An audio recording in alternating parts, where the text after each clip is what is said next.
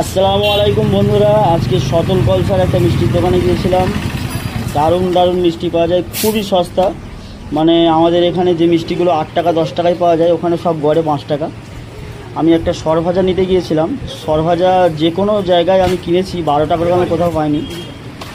এখানে হচ্ছে 6 টাকা পিস, 6 টাকায় মোটামুটি সরভাজা। সাউন্ড এডিট করবো না, সবগুলো দেখো। এই সরভাজা কত করে দাও? 6 টাকা, এত সস্তা? দাও তো একটা প্যাকেটে চা ধরে। আমার সঙ্গে বন্ধু গেছে একটা, দুজনে খেয়ে দেখবো আগে দুটো। আগে খেয়েছি আমি বহুবার, যখনই যাই তখনই নিয়ে আসি। দিয়ে দিয়েছে সরভাজা।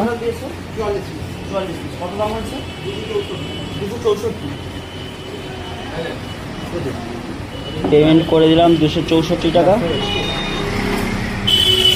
বেরিয়ে পড়লাম গন্তব্যের উদ্দেশ্যে। বন্ধুরা সবাই একটু লাইক সাবস্ক্রাইব করে দিও, ধন্যবাদ।